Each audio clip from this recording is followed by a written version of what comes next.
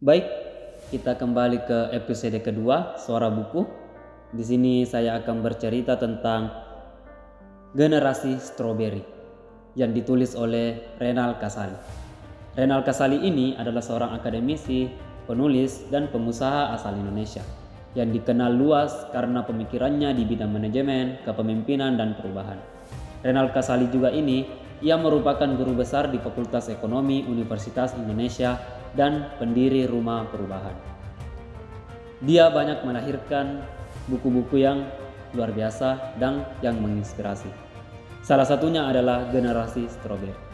Di mana Strawberry Generation ini pertama kali populer digunakan untuk menggambarkan karakteristik generasi muda masa kini, khususnya generasi milenial dan generasi Z, di mana ia yang terlihat menarik, kreatif, dan penuh potensi di luar, namun rapuh saat menghadapi tekanan atau tantangan hidup.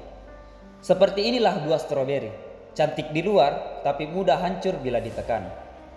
Untuk kaum muda, orang tua, dan calon orang tua atau masyarakat sosial dan siapapun yang peduli nasib generasi muda yang ingin melihat anak berjiwa tangguh, di mana di dalam buku ini generasi Strawberry harus ditekan untuk menjadi pribadi yang biasa menghadapi tantangan, bukan menghindari suatu realitas hidup atau ketidakpastian yang terjadi. Maka dari buku ini ada beberapa pokok pembahasan, di mana yang pertama itu growth mindset, di mana pola pemikiran ini merupakan orang yang memiliki daya juang yang tinggi serta dididik untuk terbiasa menghadapi kesulitan dalam upaya meraih keberhasilan. Mereka selalu menganggap dirinya bodoh sehingga perlu untuk belajar dan berkembang. Kedua, fixed mindset merupakan pola pikir yang meyakini bahwa kemampuan, kecerdasan, dan bakat seseorang bersifat tetap dan tidak dapat berkembang. Individu dengan pola pikir ini cenderung menghindari tantangan, takut gagal, dan lebih fokus pada pencapaian formal seperti ijazah atau gelar daripada pengembangan kapabilitas sejati. Di mana pola pikir ini diajak untuk merangkai pengalaman baru dengan pengalaman mereka, supaya pengalaman-pengalaman mereka bisa dia jadikan senjata untuk situasi yang mereka akan hadapi. Kemudian untuk para kaum muda, para peserta didik ataupun para tenaga pengajar, orang tua, jadikanlah anak-anak muda sebagai driver, bukan sebagai penumpang, dengan driver mentality atau kesadaran yang dibentuk dari pengalaman serta pendidikan. Dorong mereka sebagai pelaku perubahan, bukan sekedar pengikut perubahan. Seiring kemajuan teknologi, para guru sebagai digital immigrants perlu menyesuaikan diri dengan gaya belajar siswa yang tumbuh di era digital, di mana anak-anak kini terbiasa dengan dunia game, di mana keberhasilan dihargai dan kegagalan dianggap sebagai bagian dari proses belajar tanpa adanya rasa ingin belajar dari kegagalan tersebut. Sebaliknya, di dunia nyata, kegagalan sering mendapat kritik. Bahkan setelah seorang mengakui kesalahan, akibatnya anak-anak tumbuh menjadi pribadi yang lebih mudah mengkritik daripada memberi apresiasi. Jadi, perlu diingat, bakat tidak bisa sepenuhnya diukur lewat tes seperti sidik jari atau IQ. Bakat bukanlah sesuatu yang muncul begitu saja, tetapi ditemukan melalui latihan dan usaha. Setiap orang atau setiap anak harus menggali dan menemukannya sendiri. Penulis juga mengangkat fenomena yang sangat relevan di era digital saat ini.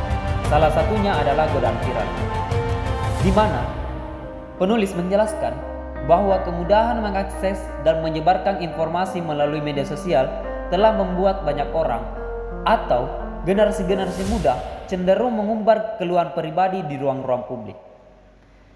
Penulis menekankan bahwa mengeluh bukanlah hal yang baru. Yang menjadi perhatian adalah bagaimana media sosial memperbesar dampaknya. Ketika generasi muda keluhan diunggah ke dunia maya, publik pun tergoda untuk ikut berkomentar, baik membela ataupun mencela. Inilah tantangan yang harus disadari oleh pendidik dan orang tua, bahwa generasi muda perlu dibimbing agar tidak terjebak dalam euforia viral semata. Sebagai pendidik dan orang tua, Anda perlu mencermati dan mengarahkan perilaku anak-anak muda ini. Jangan sampai untuk untuk mengejar popularitas di dunia maya lewat informasi yang viral, mereka berani melakukan hal-hal yang kontroversial dan bahkan melanggar moral-moral di dunia. Jadi, untuk para pendidik, jangan pernah takut jika anak gagal, karena kegagalan adalah bagian dari proses menuju sukses. Semakin sering gagal, semakin banyak cara baru yang ditemukan untuk perkembangan anak perlu mengalami jatuh bangun terlebih dahulu. Di mana buku ini penulis juga menuliskan kalimat mencegah Raja Wali menjadi merpati. Di mana semua kalangan pendidik pasti ingin melihat atau melindungi, memanjakan dan menolong anak-anaknya. Tapi ada beberapa tindakan kita yang kadang mempermudah dia menyelesaikan permasalahannya. Justru tidak membuat mereka mandiri. Seharusnya beri dia kebebasan rasa bertanggung jawab, kesempatan sehingga murid ataupun anak menemukan personal story-nya untuk sebagai dasar-dasar pemimpin, di mana personal story-nya sendiri itu akan melahirkan kekuatan, akan melahirkan pola pikir sehingga dia dapat mempertanggungjawabkan apa yang ia lakukan. Itu adalah dasar-dasar sebagai seorang pemimpin. Selain ilmu yang dia dapatkan di sekolah, anak-anak akan sadar ada hal atau ilmu sosial, yaitu ilmu etika moral, pengambilan keputusan ataupun kepemimpinan. Untuk itu dibutuhkan banyak guru yang kreatif. Mereka adalah guru yang toleran terhadap perbedaan dan cara berpikir siswa. Alih-alih sibuk mengisi ingatan murid dengan aneka rumus sulit, mereka justru mendorong anak-anak didik untuk berani mengeluarkan ide atau gagasan yang luar biasa, atau ide atau gagasan sendiri dari seorang murid tersebut. Jadi, buku ini salah satu buku yang menarik buat kita dan sebagai pendidik masa sekarang dalam pemikiran yang baru untuk mendidik anak-anak dan murid generasi sekarang untuk menumbuhkan rasa tanggung jawab dan kepedulian terhadap lingkungan sekitar. Terima kasih.